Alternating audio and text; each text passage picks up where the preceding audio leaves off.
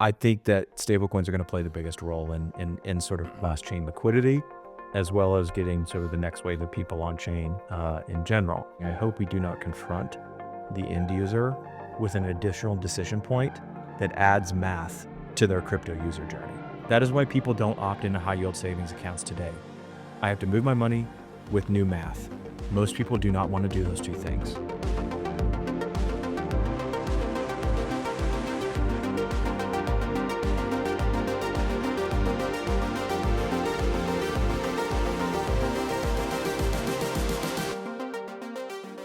I'm here with Ryne Saxe, CEO and co-founder of Eco. They're building a stablecoin liquidity platform that allows stablecoin liquidity to be connected across chains and give users the best experience. So we're going to dive into what Eco is building as infrastructure, and also the stablecoin market, which I think is really interesting and has really grown in the last couple of years, specifically last year. Before we get started, though, make sure to subscribe and hit the like button and hit the notification bell to get notified when new episodes drop. And be sure to follow me on Twitter at Sep 3.0. Ryne, thanks for joining me. Thank you. Really looking forward to the conversation. Stablecoins. Say when. Stablecoins. Yeah, it's a super hot topic. And like, there's all kinds of angles to cover this from.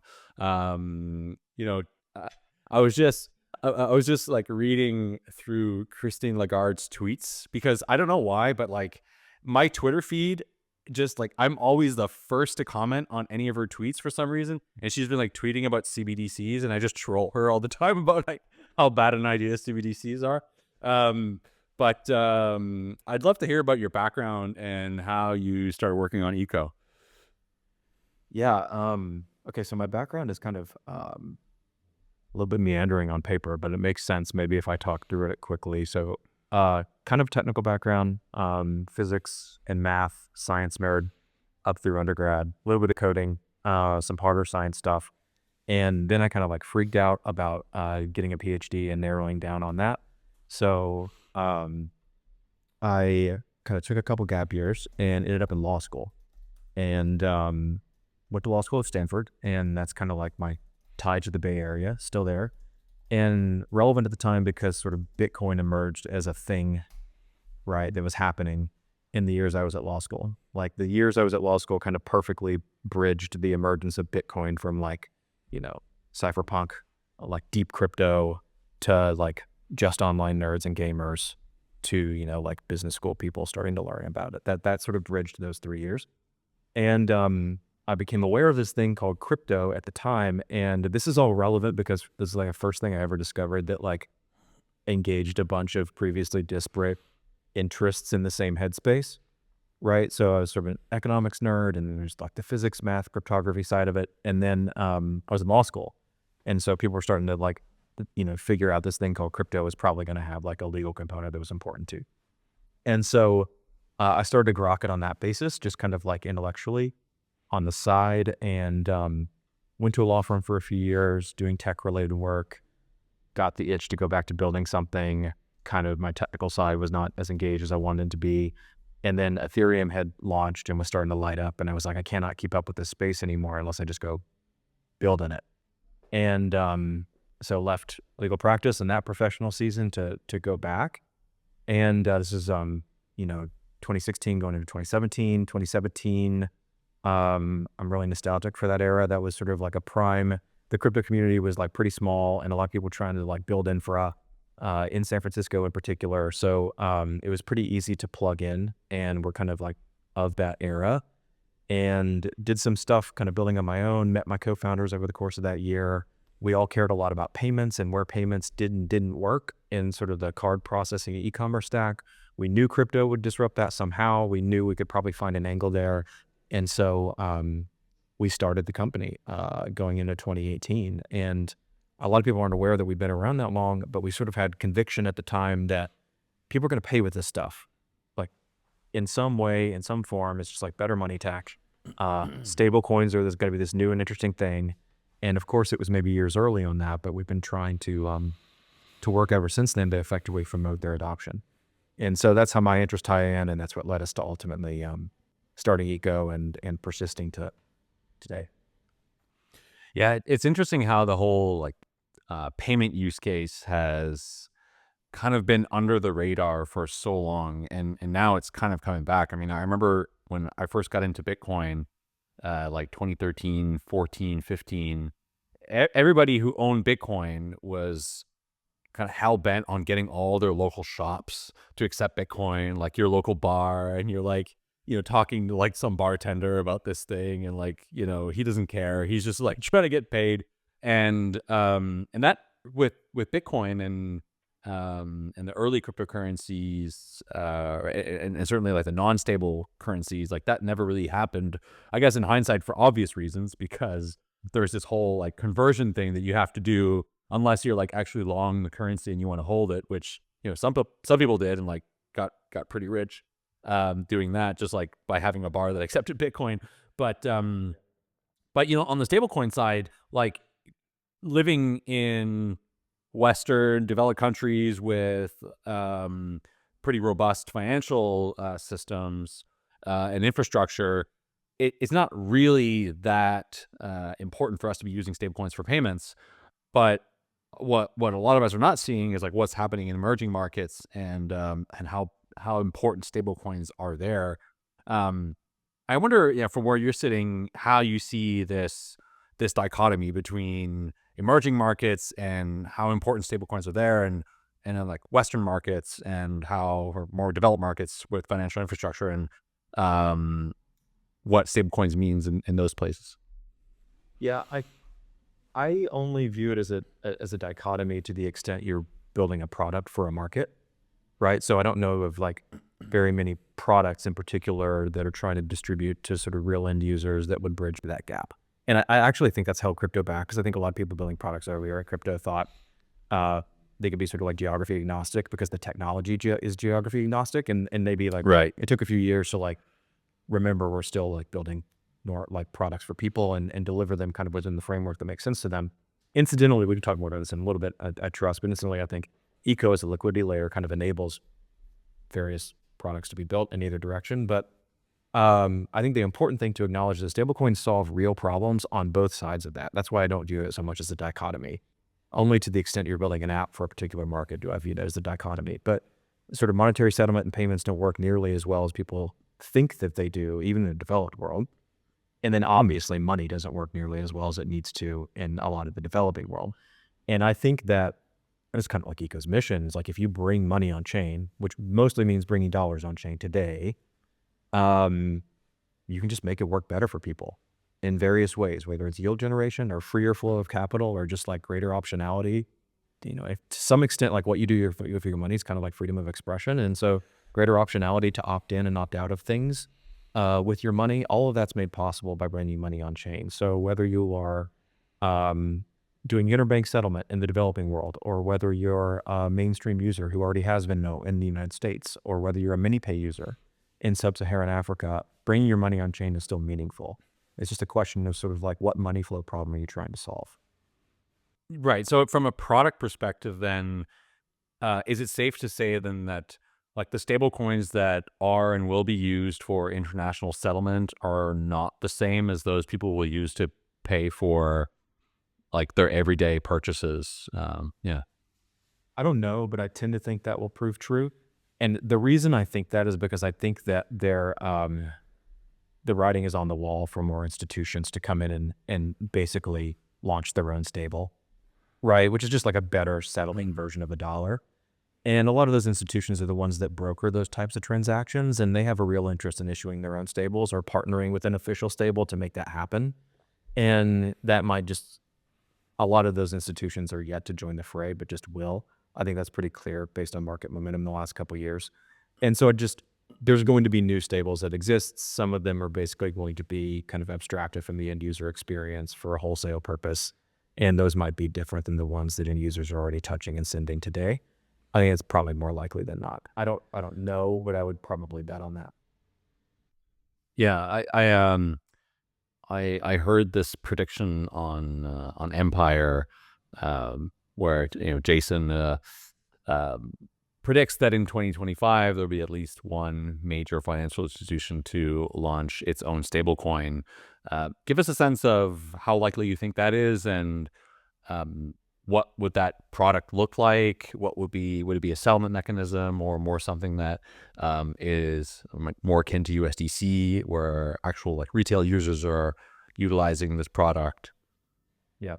I think it's definitely going to happen. I don't really like predictions. I try to avoid them, but that's one I'll opt into. I think it's pretty clear. I think like, Pi USD with PayPal is probably a pretty clear indicator that others will follow. And then it just depends on sort of like, who is it? Do they have an end user product like PayPal does? If so, then they're probably promoting some sort of end user adoption. But if it's a normal bank, then I think it looks like a settlement product for sure. And there's particular upside in doing that. I think that they can expand their margins by settling in stablecoins if they're sort of like technically ready to adopt that system. And then if they enable a sort of a yield-bearing stablecoin, they can obviously sort of share in that yield, maybe at higher margin than some of them currently sort of claim with traditional savings accounts. And that's going to require like some progressive thinking and rewiring of maybe the underlying account structure, but I think a lot of institutions are already sort of undertaking that challenge.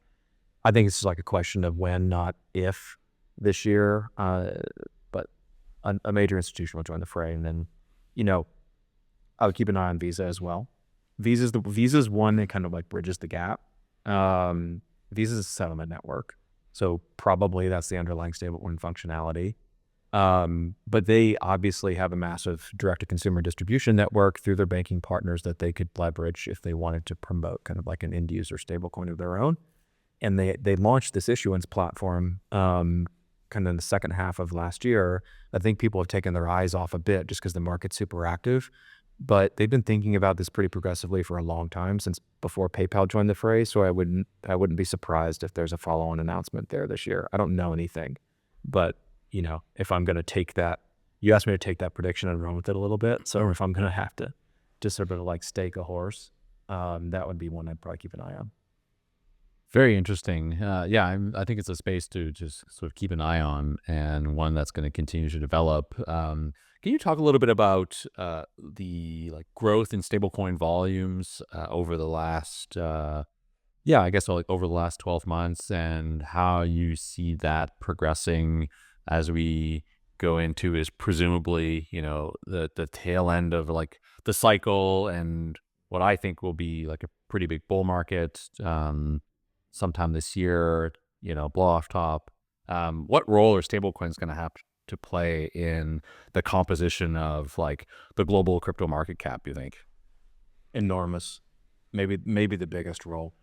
And the reason I say that is because the stablecoins psychologically for people are the shortest leap on chain, right? If I can just, doing anything with your money is a high friction thing to convince people to do.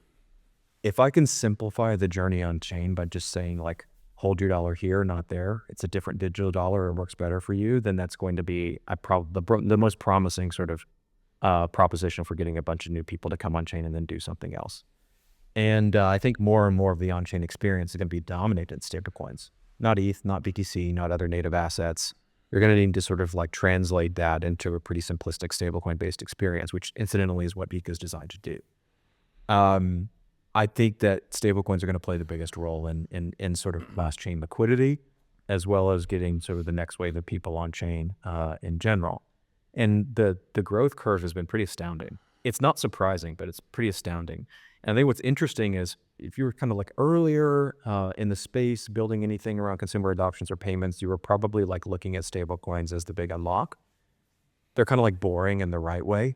I mean that in a good way, right? It's so they simplify the crypto value prop in a lot of ways for the mainstream user and just something that's easier to understand. And it's like, I think we just like waited longer than we expected to for them to blow up. And then suddenly they blew up in the last couple of years in a good way.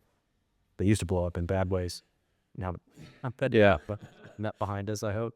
Don't Ryne wait. Boy, I'm in the good way. Totally, right? So this is kind of like stablecoin season 2. Season 1 was like very experimental, a lot of algorithmic stables, a lot of like, I think like a logical leap too far was that people will almost like skip a traditional stablecoin and go to some exotic one to do different things on chain. we even sort of like committed that fallacy with some of our early designs. That was just an assumption we had in the idealistic world of crypto at the time that was a little bit too far ahead. And a bunch of those stablecoins didn't work. And then stablecoins kind of went dead for a couple years, and then they lit back up suddenly in the last 18 months with a bunch of institutional adoption, some interesting on-chain experiments that I think Athena really inspired. And now it's like stablecoin season 2 with all this market validation, right? Circle found sort of their own product market fit with USDC, and institutions are coming in. PayPal has come in. Athena for the on-chain world has come in. And so the growth curve has been astounding. It just sort of like happened suddenly, and it sparked, and now it's exponential.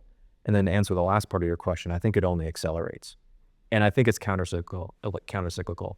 I think that like stable coins are fairly robust against the ebbs and flows of crypto.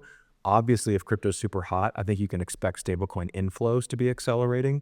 But I think in general, you can expect the stablecoin market cap to grow regardless of how up or down the rest of the crypto market is, because it's just better dollar technology. Fundamentally, there's lots of reasons to use stablecoins independent of how crypto is doing. And I think that that's only going to accelerate. I think I've gone on record recently and said, as much growth as we've seen, it's like 1% into the pie of like stablecoin, theoretical stablecoin market cap end game. And so it's just so early, in my opinion. Yeah, looking at the, I actually never looked at this figure, but I'm looking at the total market cap for stablecoins right now, and it's somewhere around just short of $250 billion, so $214 billion, of which close to 200 billion is made up of Tether and USDC, and then like closely behind USDS and Athena and DAI and some of the other ones we're familiar with. I guess like as a user, and specifically like I think from the perspective of like a new user that's coming on chain, right? You mentioned that like stablecoins are the easiest way to get on chain. How should users be thinking about the more like on chain algorithmic in the type like Athena versus the dollar backed USDCs, Tether, which I guess you could kind of put in two different categories as like highly regulated and not so regulated. Yeah. I hope they don't have to think carefully about that at first. I think that kind of usual suspects, starting with USDC, for a lot of people are just the simplest thing, right? This should be a moat in a major event for Coinbase as they, if they play their cards right, in my opinion. Remember what I said earlier, it's just a different digital dollar. Hold your money here, not there. And the digital dollar that's most true for, I think, is USDC. And so for, maybe in other parts of the developing world, they've got comfortable with Tether as such. Those are obviously the two big ones, and that's why, right? If you can just convince someone to hold this digital dollar instead of a different one, then that's kind of like the shortest leap, I think, psychologically on chain. So way shorter leap than buy ETH to do the rest of the stuff, Yeah. And so my hope is they don't actually have to think about it at the leap, but then maybe as you get your money on chain, you realize that there are different variants of this digital dollar that might have different benefits for you. And as you get kind of into newer models, Athena being the biggest one now, you can reach for extra yield most often. I think that, we'll see what network effects and distribution surround these things. I might need a different stable to do some other thing. I hope not. I hope we don't silo money that way, but that may be kind of how things shake out in the interim. So maybe there's some sort of like decision calculus there, but again, I hope it's not there. I hope it's just like simply like how much yield and risk tolerance do I have for that yield that goes into a decision of like what other stables I might choose to own. But I think it needs to start with the most boring ones. And again, I say boring in a good way here. Otherwise, there's just like a lot of friction for people to move their money and do something new with it. The yield equation matters a lot. And so here we get into like a different part of the landscape that's not necessarily algorithmic versus something else. You start to get in RWAs, et cetera. I think that's where all the competition is going to be. It's going to be sort of what are the distribution channels for people to get my stablecoin, and how do I pay my yield, and how much yield do I pay? And is that yield within like a range of risk tolerance that the average user, is willing to undertake? That's where a lot of the competition is going to happen. And there's a lot to shake out there. Some new stables are going to have new models. 10 different stables are all, on the country. There's going to be 10 stables that all do the exact same thing, wrap treasuries, right? And then the question is like, how do they find distribution? Do any of them find network effects? That'll be interesting to see play out. But I hope I guess I'll wrap all that up by saying I hope we do not confront the end user with an additional decision point that adds math to their crypto user journey. I hope we don't do that. That is why people don't opt into high yield savings accounts today. I have to move my money with new math. Most people do not want to do those two things, right? So I hope that we are not creating the same sort of fragmented experience by shopping stables. I hope that we can just design on-chain user experience that gets someone into sort of like a stable rate coin, maybe into USDC to start and kind of like let them go from there, but that we don't hinder the initial step to use crypto with like this confusing kind of like shopping experience among different yield strategy stables. I think that would really hold us back. Yeah. And what do you make of kind of this shifting conversation around, or this conversation around like Coinbase shifting some of the yield onto like holders and like exchanges, etc.? You mean it just like exposing underlying yield for holding USDC? Yeah, that's right. Yeah. Yeah, I think they have to, right? Like, I think that it has been a very privileged position that USDC and Tether have had to sort of just fully monetize the yield margin on the background. It's an amazing business. You could say it's probably one of the best businesses in the history of the world. Yeah. On the margin, but competition comes. They start that they start to share those incentives with end users, and they're going to have to play that game as well. And they already have the distribution, so I trust they'll figure out the yield strategy as well. Yeah. So it's entirely competition driven, where you have Athena and other stable coins that are offering those higher yields. Like you as a user, you'd rather be holding those stable coins if you're more risk averse or if you're willing to take on that risk. And so USDC and Tether have to respond by offering equal, it's not necessarily equal, but like some yield opportunities for users who are holding those coins. That's exactly right. And so it's competition from new entrants, but I think it's also competition that they're stringing to themselves. When I say they, I mean like Coinbase and Circle. They're becoming more full service platform suites, which means that a Coinbase account pretty soon, if not already, should legitimately compete with bank accounts for sample. And so they're not only competing with other stables paying you, but they increasingly should be thinking themselves competing with high yield savings accounts, right? Right. So you want to get users to hold their money there, to keep it there, you got to pay something on it. And then as you point out, you may be exactly right about this. They may not have to share all that yield with end users just by virtue of their network effects and maybe platform login. For the same reason, the biggest banks don't pay the highest rates either, right? They may be able to capture a little bit of that margin still without seeing users flee to different coins. That's going to be super interesting competitive dynamic to watch play out. Very interesting. Well, let's maybe take a step back here and talk about eco. So what problem is eco solving, and what is the vision for eco? Yeah. So we want to basically compose any on-chain action into a one-click stable send. Simple as that. So the problem that we're solving is it's too confusing to get on-chain into native assets to do your thing, right? And it's certainly too confusing, expensive, and I would say even just insecure to get cross-chain to do your thing, right? We're resigned to the fact that there's going to be a bunch of different things to do on-chain that live on different chains in different ecosystems. It's a known problem. This is the Interop podcast, right? It's a known problem that silos liquidity and sort of fragments user experience. And so, there's been tons of work, great work over the last 2 years to connect chains, right? And to build a bridging experience that's more standard. We want to go beyond that, right? We want to sort of like combine these concepts that we call interop and chain abstraction and basically compose those actions into a one-click stable send. So if I want to go play a game over there or deposit somewhere else or be an LP somewhere else, right? I can just click a button that says send Tim, and it will hook into the other side to do the thing that I want to do. Not only is that sort of a 10x improvement in existing on-chain user experience for you and I and everybody else who's already here, but I think that's going to be a table stakes user experience for the wave of people who haven't arrived yet, right? And no longer do you have to tell them anything about cross-chain experiences. No longer do you have to use the phrase chain abstraction, which is just user experience, right? No longer do you have to tell them about ETH or whatever native asset would otherwise be required as their ticket to ride and do the thing. They just move their money on chain, just move their dollars on chain, and we can activate it and hook them into what they want to do.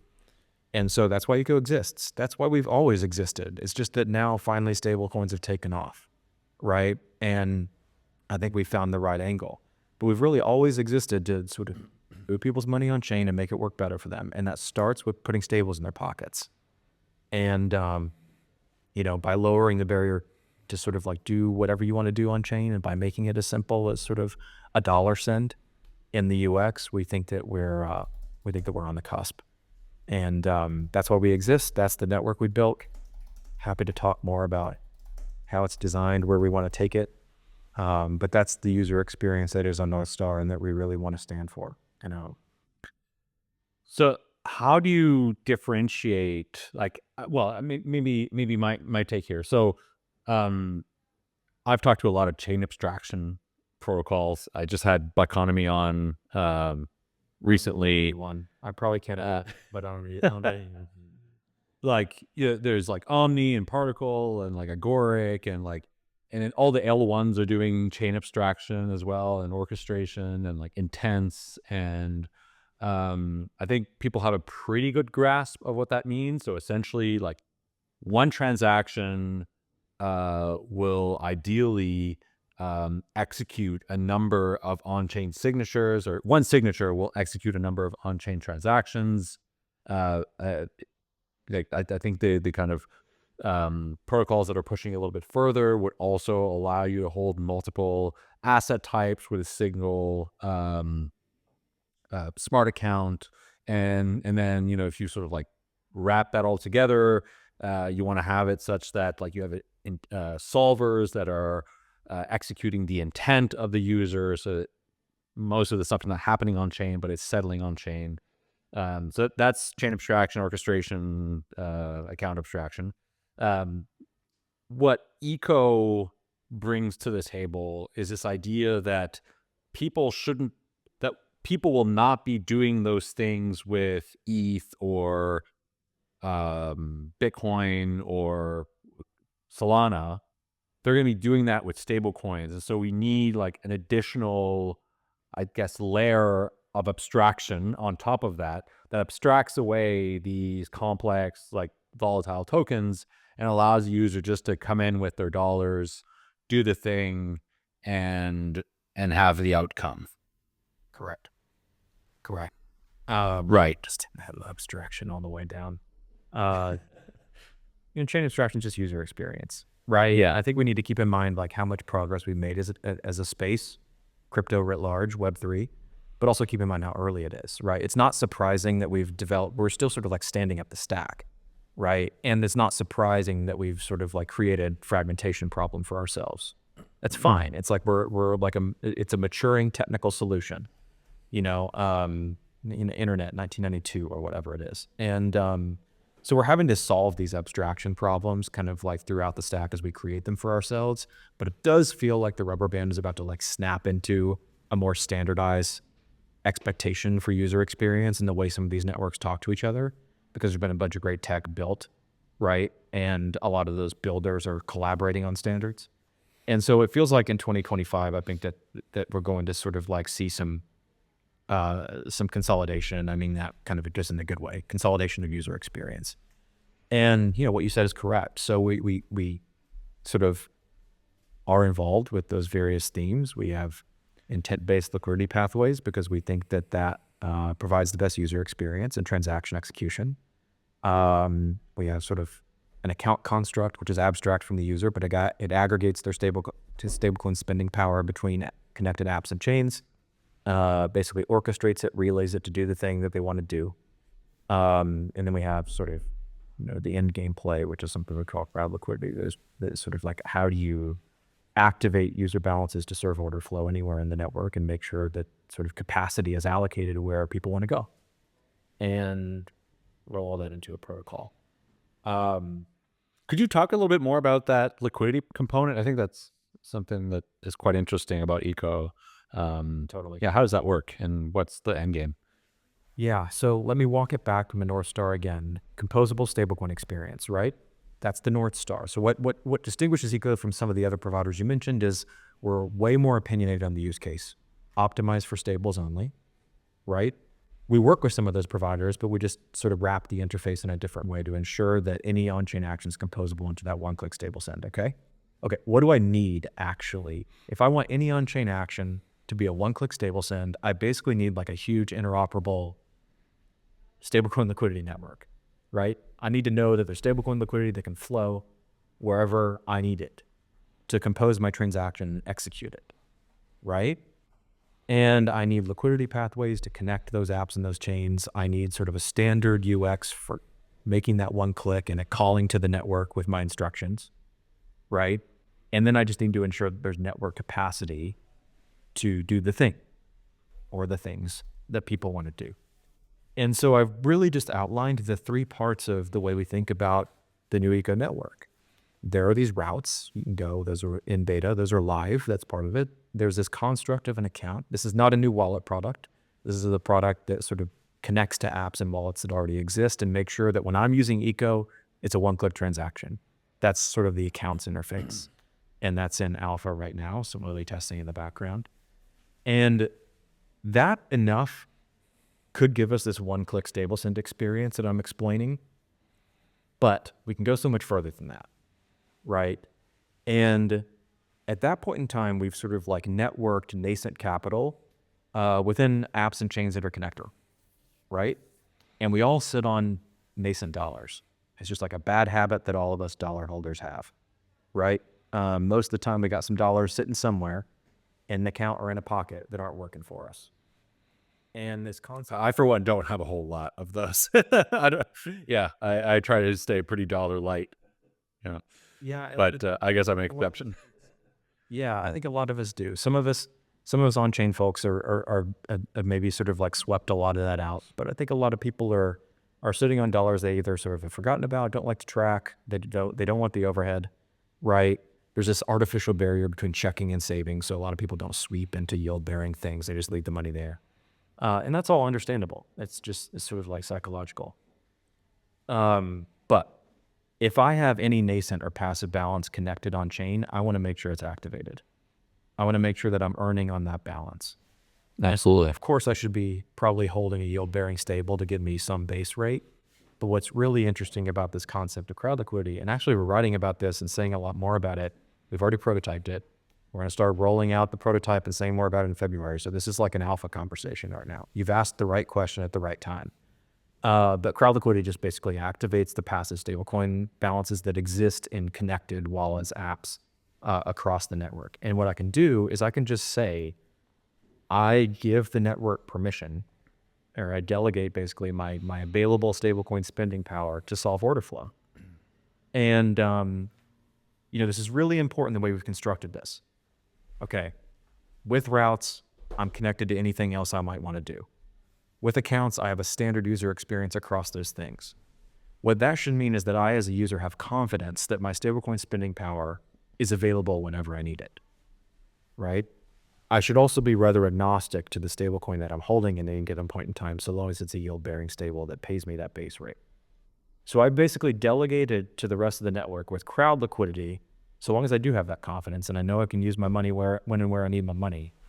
In between those moments of using my money, I'm basically delegating to this network, this crowd liquidity network, the ability to pool my sort of excess capital with the rest of the network to solve order flow for users that are sending stables for any reason. And there's so much to love about this concept. I'm underestimating this concept and I'm building it with a bunch of other people. So if I'm underestimating it, you're probably underestimating it too. But as you peel the layers back, you realize how powerful it is, right? And so it's sort of like helping facilitate settlement across different pools of liquidity Yeah, maybe like perhaps like an example would be helpful here because I kind of get it, but would be helpful to get a proper example, like Alice and Bob and Charlie and So any transaction across the network is an intent-based transaction, right? Which means as a user, I just say I want to do that thing over there. And then the network basically says, this is how much it's going to cost. It's going to cost the amount to do that thing over there, plus usually some small fee for execution.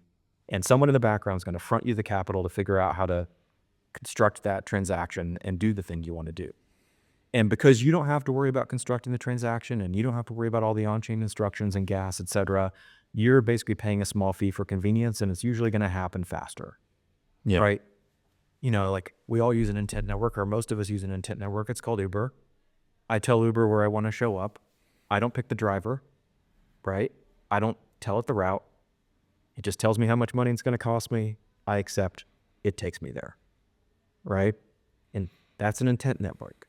And that's going to be not novel to a person who is not yet used crypto. If you have used crypto, you understand that that has not been how it's worked.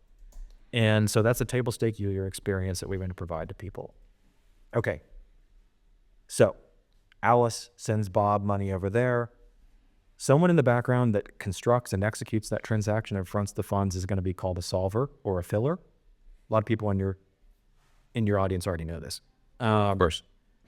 Who are the solvers and the fillers? They're usually professional capital providers, right? So Intensive existed basically in prod at scale, I would say for a year and a half at most.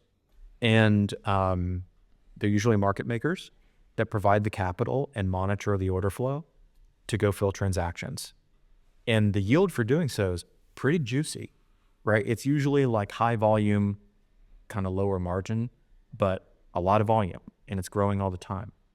And so, there's no problem with that. These capital providers help us bootstrap markets. It's just, I think, not as fee efficient as it ultimately could be because there's not enough capacity provided yet. There's not enough capital to go around to serve all the new chains that people might want to go to. And a lot of that order flow price discovery happens off chain. So it could be a little bit black box. Does the end user know they're really getting the best price for their execution? Not always. We've tolerated that because it's still early days, but I think that we can massively scale the capital available for solving order flow with this crowd liquidity concept, and you can bring a lot of that price discovery on chain, and you can make that yield source accessible to the average person just holding their dollars on chain. And so, there's this kind of like democratization of capital vibe. I think anytime we create more capital competition on chain, it's probably net good. You're probably sort of driving fee structures down and making sure that end users are getting the best execution when you create that for them. And here we can do that while at the same time giving average people an access to this yield source, which ultimately has been pretty hard to serve without a highly sophisticated capital strategy up until this point.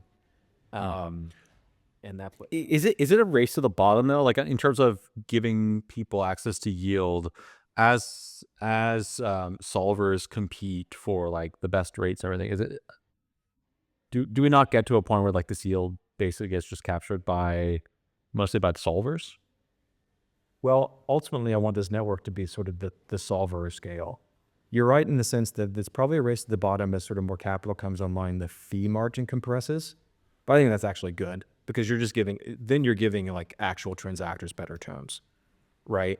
So whereas like the margin might be pretty juicy today, it's definitely going to narrow as kind of more capital comes in to serve these networks. That's just like fine, right? But again, if it's crowd liquidity, it's people that are already earning some intrinsic rate, ideally on the stable they're holding before. So any yield on top of that's like gravy, right? So, even if that margin's compressing a bit, you're still getting more than you would theoretically. And then, ultimately, I think actually the crowd liquidity concept is the only way to scale capital on chain to, serve the number of chains and apps that people are going to ultimately want to use. I think it's highly inefficient to go into the private market and say, hey, professional capital provider, can you split capital between chains A, B, C, and D on some rebalancing strategy that you have to monitor manually because people might want to go do that thing? I think it's way more efficient to say people have opted into this network that can ensure that it sort of reallocates capacity where it's seeing order flow in real time and smart solve where that order flow exists, while maintaining liquidity such that users can pull from your balance anytime they want to. And it's thought as a network play in terms of capacity, it's not that dissimilar. It's another way, and I think that the Uber analogy actually works, or maybe the Airbnb strategy. There's massive sort of like platform economic power and sort of value creation that happens when you take a bunch of nascent supply and you organize it into a market and you aggregate it, right? This is not that dissimilar, and you just cannot scale a lot of these networks, right, the same way as you would with sort of a strategy that takes and aggregates all of the nascent capital that's otherwise sitting out there. I don't know how you're otherwise going to solve the coordination problem of recruiting professional capital providers to monitor a lot of this overflow manually at the pace new chains and apps are proliferating, right? And so that's where I think the power is in this play. That's very interesting. And how do you see this liquidity fragmentation playing out? I guess, like, after speaking with like a lot of, I guess, chain abstraction protocols, to put it simply, I wondered to what extent do fragmentation and chain abstraction protocols, i.e. like many chain abstraction protocols, not create more layers of fragmentation, as these protocols are like not compatible with each other necessarily and like aggregate liquidity in different ways? How should people be thinking about that, right? Because like the entire kind of pitch of chain abstraction protocols is, we abstract away and kind of solve the liquidity fragmentation problem. But if there's like 20 of these across EVM chains, like all competing for users and liquidity, we have another fragmentation problem. This is such an important point. You should be shouting about this one. And this is incidentally why I don't want to be a chain abstraction protocol, quote unquote. We work with a bunch of them, and I guess you can say we are one in the sense of like creating user experience. But the point you're making is so important, because we're basically reconstructing a payment stack that has like 11 fee takers between point A, point B, theoretically, right? So like a meme we've run way too far with, you're going to be me in hot take territory here, but a meme that we've run way too far with, in my opinion, over the last 2 years is modularity. And modularity is like, I think, like scalable tech, and we needed to simplify a lot of infrastructure development problems by like focusing on modular layers. But if you take that too far, you end up with like 10 modular layers, and they're all trying to roll a protocol, which means they're all taking a fee, basically. And that just like seems like we've like taken it too far. And we're a little bit contrarian with the way we designed our thing, because we may be a little bit more monolithic than some other protocols. I want this sort of like tightly integrated liquidity, account, and route construct. And by the way, on routes, I'm willing to connect to other routes as well. Our routes are 7683 compliant. They take a standard order flow format that other intent-based routes out there also, that's a language they also speak. I just want users to have the best execution on the route fee, which means lowest fee, highest fill rate. But sort of beyond that, I'm pretty opinionated with how Crowd Liquidity routes or order flow and accounts sort of talk to each other. Because I think if you just like fully surrender those layers, you're basically kind of like creating this like weird fragmented fee construct. And then someone's going to have to come along and aggregate the fee somehow. You're going to have a meta paymaster that like rolls all those fees into $1, and you're going to need some new abstraction infra on the back end for that. And I don't think it's a thing that enough people are talking about. Now, the market might just take care. So how do we solve it? Like, what's the solution here? Because this open market of ideas is like creating more fragmentation. I'm seeing it before my eyes, and it's like we're not going in the right direction here. I agree with you, but it may end up being somewhat of a moot point, because not all these layers are going to work. We're still in infra experimentation territory, right? So I think you're going to see a lot of consolidation in these layers. I think there is a lot of good cooperation, maybe even a lot of good co-opetition happening in terms of a lot of the layers agreeing on EIP, ERC type standards of like at least the way that they're going to like talk to each other and construct fees. And then you're going to probably end up with a solution that can sort of like natively quote $1 fee in sort of like one transaction anyway. And so I think we just got to give it a little bit of time for competition to kind of like weed some out that don't scale, for certain layers in the stack to maybe re-aggregate. Again, maybe we look at the chain abstraction stack and it's got like 7 layers and you think maybe it only needs 3 or 4, and some sort of like EIP, ERC process gradually kind of brings it back together. I don't think it's going to be as bad as it looks like it might be now, even though I think the point you're making is like a critical one. It's also an ironic point, by the way. There's these like points of irony all over crypto, right? Like, are we building the same thing again? One reason why crypto seems inevitable is payment technology is like, a lot of people aren't aware, when I swipe my card today, there are like 6 or 7 fees behind the scene on that card swipe, right? And that just doesn't seem efficient. But the problem statement you're calling out is pretty soon we're going to have 6 or 7 fees behind the scene whenever I click send on the crypto transaction as well. And the question is whether all those need to exist. And even if there are multiple fee takes on the back end, how, can we just like abstract that away from the user and make it an intuitive construct at the end of the day? I just want to make sure that we don't sort of like, you could call them protocols and not middlemen, but I want to make sure we don't construct a similar payment stack where you have 6 people that need to sort of like have their take in order for something to go from point A to point B. Yeah. Well, I'm hoping that, I think we're going to see this. I think there will be some consolidation in a lot of the modular protocols that, will sort of reintegrate.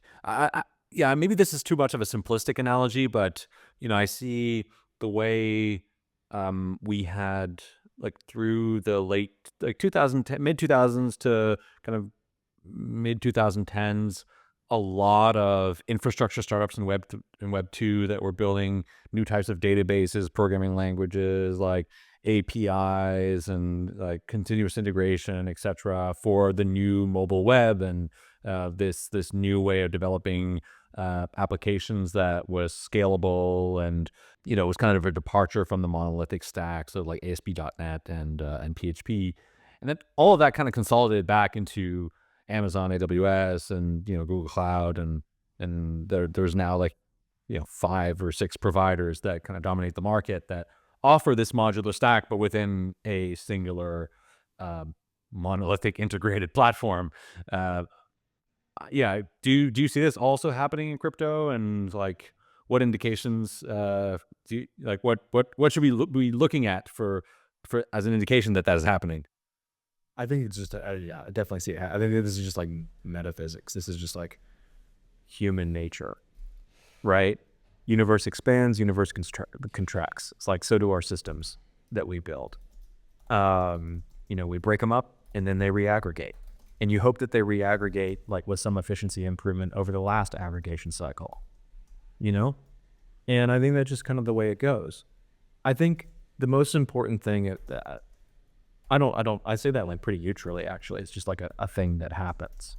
And I think the most important thing as we sort of like, as we endure that in the different eras of crypto development, is that we protect an underlying set of values that make this technology important and unique. It's a certain set of values that I would say is free flow of capital, which some people will call censorship resistance, obviously. And just having fundamentally better optionality and functionality for my money at the end of the day. And I think, obviously there are more, but if we want to really protect those tenets that hold true for crypto and make it so promising, so long as we're doing that, then I think that we can permit cycles of expansion and contraction, and honestly, they just happen. You asked what we should be looking at. You can usually, I don't know what we should be looking at. You can usually feel it though. Right, like you can feel when things have like gone like a little bit too far, either way, because from a builder's perspective, those are usually the points in time where it just becomes really hard to construct a user experience that makes sense, right? And in the monolithic Ethereum days, it's really hard to construct a user experience that made sense. And now it's feeling a little bit that way again for the problem statement you called out a few minutes ago. Right, like on the build versus buy equation and on like the co-opetition spectrum, it's like I could be probably speeding my path to market by working with like 8 different integrations. right? But does that ultimately lead me in a position to construct a user experience that makes sense? I can build like a good cross-chain swap app with that, but I don't need to build that. A bunch of people that built a good one, right? What I need to do is to build something that allows an app developer to bring the next 100 million people on chain. And if it's really hard to do that with too many layers of modularity, then maybe you need to think about reintegrating or opinionating certain layers of the stack. And you can usually just kind of tell as a builder, how much friction am I enduring to just translate a user experience that the average person would even want? Yeah, I think that feels about right. So what's on the roadmap, and maybe talk a little bit about how you're working with Hyperlane for interoperability between the different chains that you support. Yeah, that team is so good. I appreciate them so much. Probably one of our closest partners. So a little bit of technical kind of like nitty gritty on the way routes work. Why do we build routes? There's other intent routes that are out there, right? We build them for a couple reasons. Probably 3 reasons I'll highlight here. One is routes can be permissionlessly extended. So a lot of the intent routes that existed in the marketplace when we started building this solution didn't go to all the chains and apps we wanted them to go to. So we wanted to build a more extensible solution. Number 2, we wanted to optimize it for stablecoins, right? That's what we care about. And when you optimize the order flow, kind of input output for stablecoins only, you can make it a little bit more efficient. And number 3 is we wanted to make them configurable in terms of like, how do I validate that a transaction happened correctly? Well, there may be different speed versus trust trade-offs underneath that assumption. And we wanted to make that flexible for developers. And so this is where Hyperlane comes in. We built a couple different types of routes. One uses like native on-chain storage proofs. That was something we just thought someone needed to build in the market. So no new trust assumptions, data already posted by rollups to Ethereum, super, super secure, pretty elegant implementation, but slower. You got to wait on that data to post, right? Good fallback mechanism because of the lack of new trust assumptions. But you want something faster and cheaper and still like, very, very trustworthy. We chose Hyperlane to build an alternative prover called the Hyperprover. It just uses its messaging layer, sort of an implementation of its messaging layer to validate a transaction happened. And we'd use other messaging layers, but we chose Hyperlane as a team. We just share a really good ethos alignment with, and also kind of their superpowers. They built a messaging layer that also is permissionless and extensible. So it can go with us wherever we want to go as quickly as we want to be there. We can just deploy. And I think there was also an implementation of their system, or sort of like a customization of Hyperlane's general tech that they wanted to see someone build. And so we built that in Q4, we demoed it at DevCon, and we started to actually distribute it in production. And so that's the nature of that partnership. We want to source as much message volume through Hyperlane's Interop network as we can possibly source for them. And it's been really fruitful. And so we're really, really lucky to work together.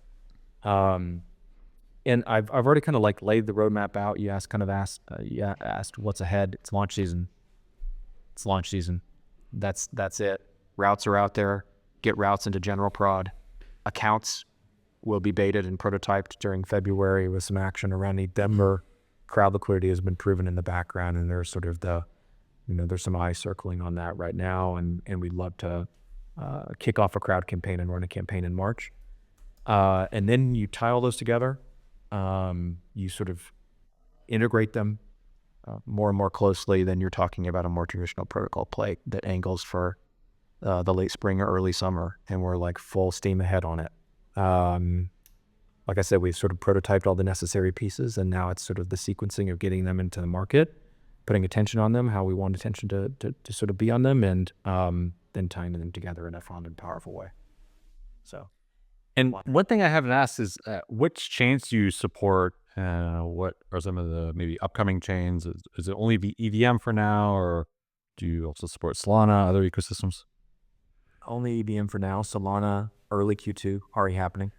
And then we'll sort of evaluate from there. Ethereum's our home. So that's where we started. That is our home base. But that's not like, in no way is that sort of not acknowledging that there are other things that people will want to do elsewhere. It's just like a technical sequencing question of like, where and how do we go there? And that's something that we want like a lot of market input on. Obviously, we need to go to Solana. Beyond that, where do people want to be? Within the Ethereum network, we can deploy on an EVM whenever. It can be permissionlessly deployed, like I talked about with the Hyperlane integration, or we can sort of support a deployment same day. And right now, it's on the usual suspect rollups. We are eyeing the space a little bit on in terms of chain expansion. Like, do you need to have 100, or do 99% of the things that people want to do exist on 11 chains? Right. Yeah. This is again the expansion and contraction, kind of like, you know, I think we probably felt that way about rollups over the last 6 months or so. And so we could feasibly be everywhere in the EVM. I don't know that we need to be. So there's some evaluation in real time over the next couple of months of like, where do people actually want to be? Where's the economic activity happening? Where's the order for demand? Make sure that we're there. I think you can look at the market immediately ahead of us. You can say abstract's going to be one of those places, right? Tomorrow, ostensibly. And there are maybe a select few others that will be similarly well positioned. Cosmos chains? Space. Cosmos chains, we have an interesting play there. So we've done some co-development with Polymer T. Is just basically to sort of take an ape and sort of IBC as in basically built this proof kind of construct that works really well across Ethereum. We were talking to them because we think it's really interesting implementation for our routes as well. We have messaging-based routes with Hyperlane, but we'd love to have proof-based routes. And we undertook some design work with them. And so that gives us an ethos link to IBC and to the Cosmos network, but it also might give us a technical link before all is said and done. But it's part of the kind of like outside the EVM sequencing strategy you asked about first. And we'll just want some market input on like, where do people want to be? Where is the order flow coming and going? And then we will sort of sequence ourselves to make sure that we can meet that demand. Cool. Ryne, thanks so much for joining me on the podcast. It's been a really great talk. I've learned a lot about stablecoins and yeah, thanks for the great overview on Eco. Really looking forward to seeing the future of this protocol. For sure. I've been listening several times lately. You've had some really, really good and diverse conversations on. Hopefully we can add to the mix with stablecoins here. But I really, really appreciate just the time and space to talk about stables, to talk about Eco in particular. And it's been great. Looking forward to it. Thank you. Yeah.